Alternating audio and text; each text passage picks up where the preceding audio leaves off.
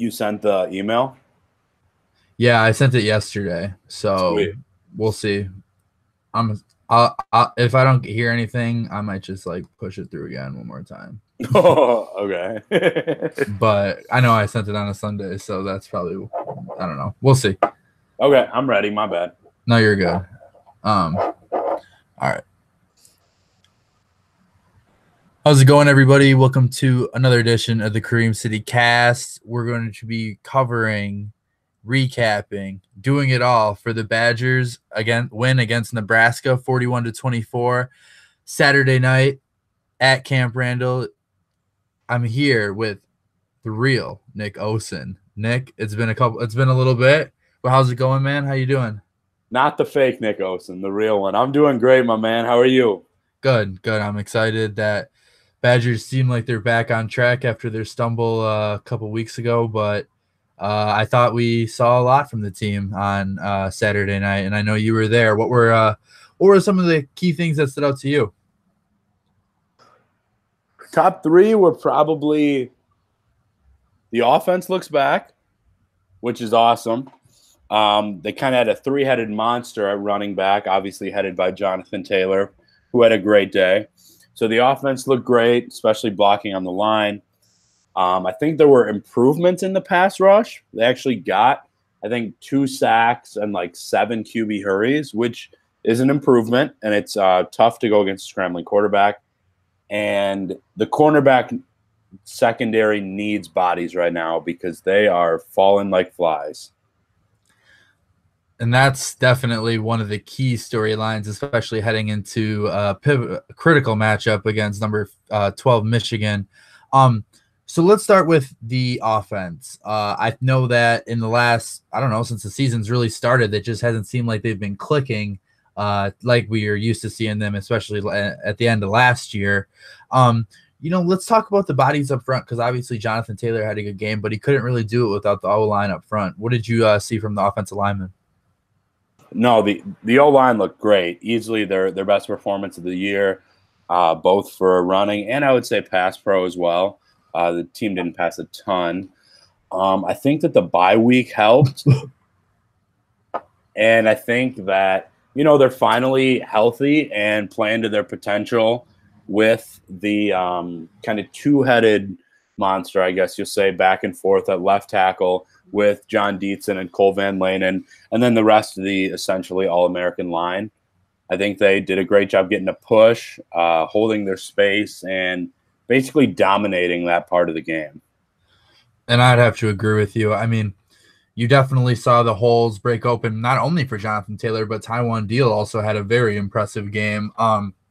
And that's what it's really about, controlling the line of scrimmage. Obviously, Nebraska's not very good this year in Scott Frost's first season, but it's still a Big Ten opponent, and you like to see that they have everything going in. And it was actually, I think the biggest part of this game was that it was a nice tune-up before Michigan. Yeah, it was honestly like the perfect opponent right before. I mean, it was a team that has talent on the offensive end, just like Michigan does, obviously. A different type of quarterback. Adrian Martinez can scramble, is a lot faster than Shea Patterson, but can still throw the ball. And part of what probably is going to give these cornerbacks some confidence, especially some of the younger guys, is that they won't have to hold a coverage against Michigan for, 8-9 seconds like they did against Nebraska. And that came up with several of the guys after the game. I think that the team has to hopefully get a little healthier this week, take a couple days off, and get ready, because if they can beat Michigan, then the prize is still in sight.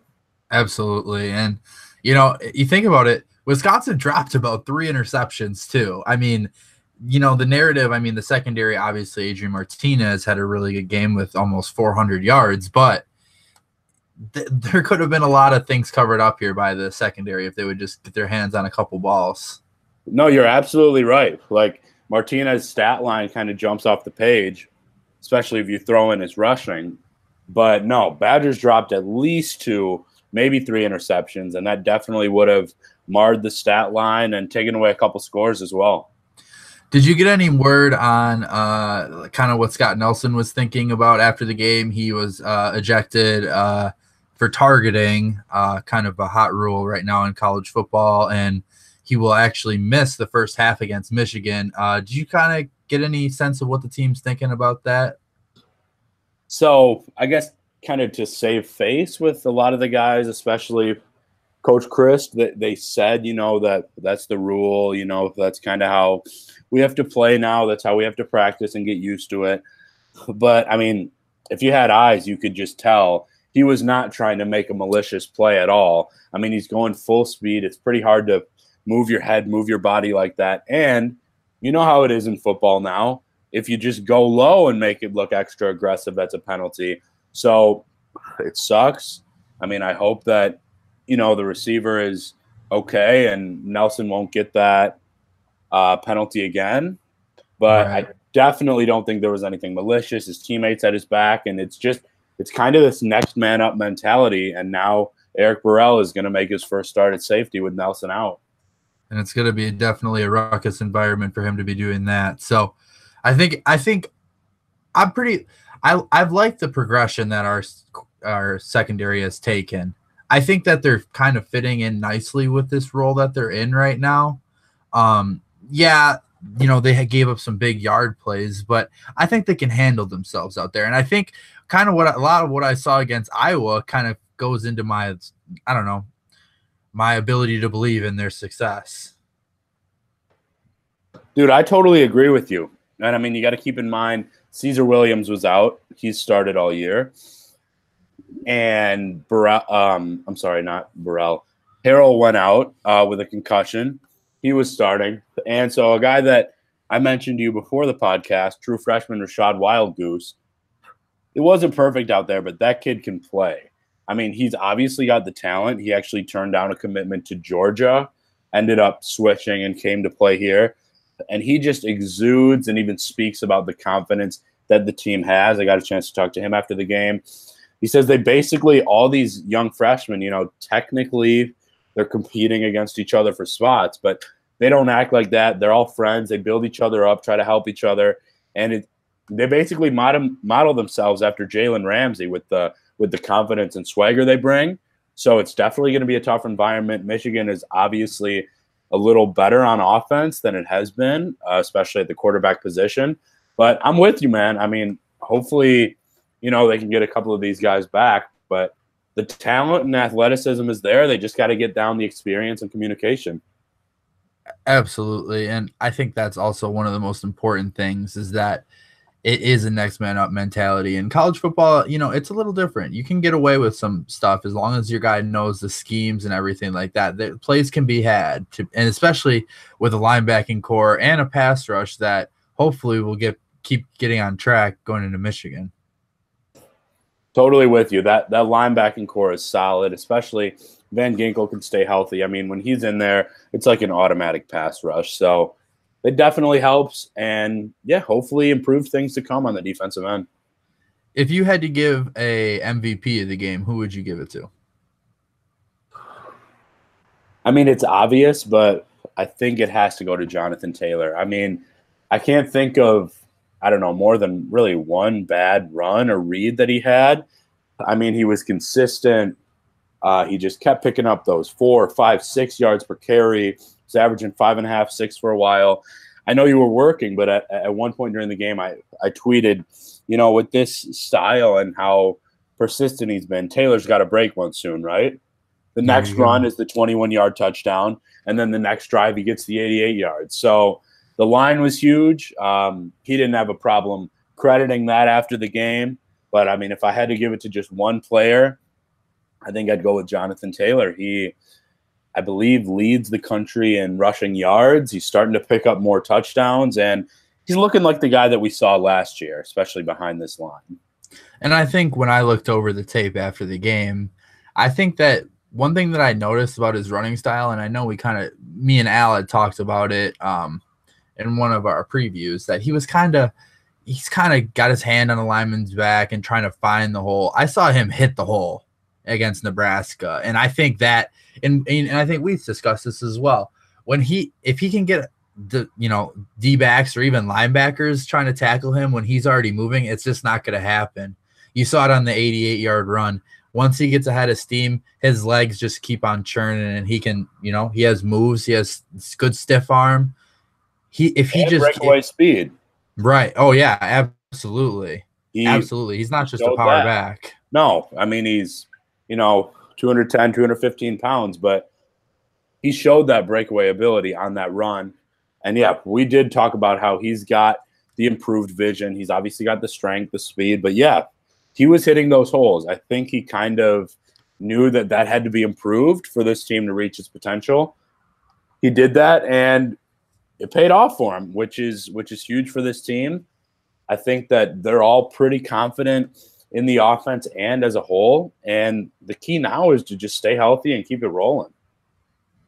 Absolutely. And I just want to touch on really quick on the passing game because, it's not like it wasn't non-existence. It wasn't necessarily the juggernaut or that it was against Iowa. But, I think that we have a couple receivers that have stepped into their top roles in their respective positions pretty well in A.J. Taylor and Jake Ferguson. I love Jake Ferguson. Honestly, he has been, seeing him in camp and spring camp as well.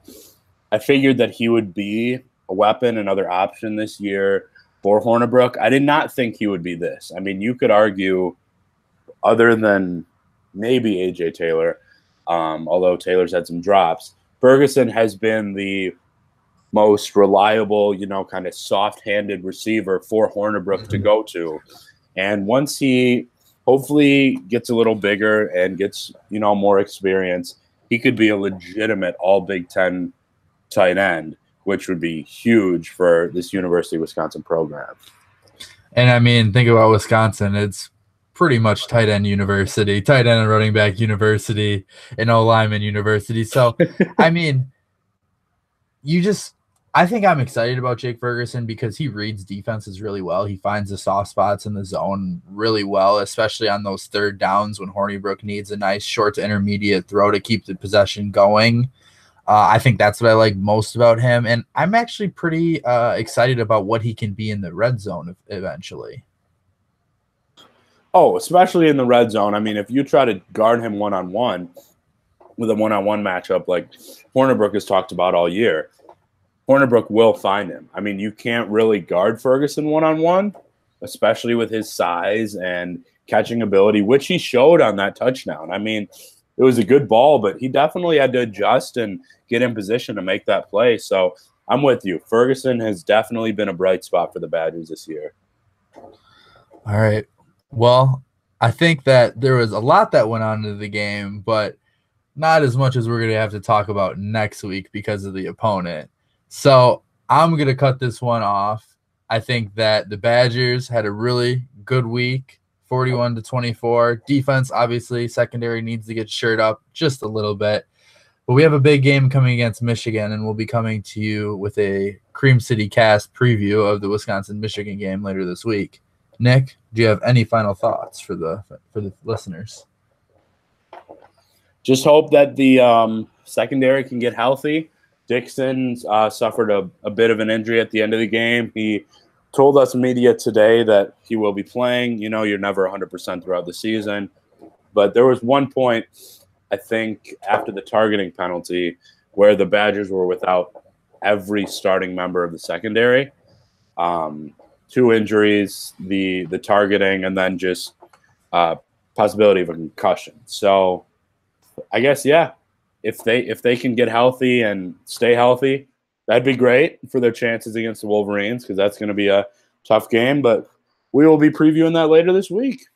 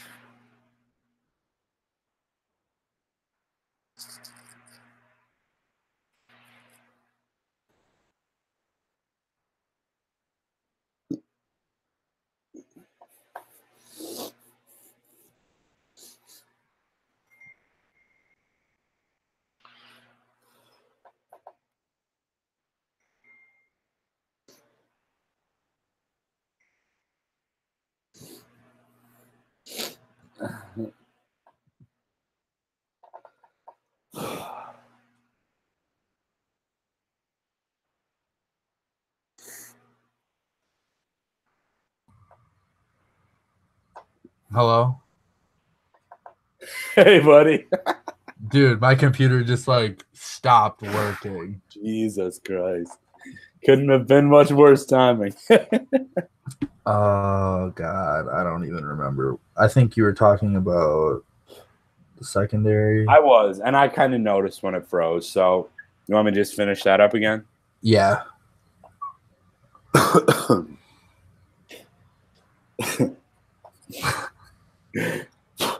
Yeah, Dylan, I just hope that the secondary can continue to be healthy and get healthy if they're not. I mean, they had a few guys out with injury at the end of the game. Obviously, Caesar Williams didn't play.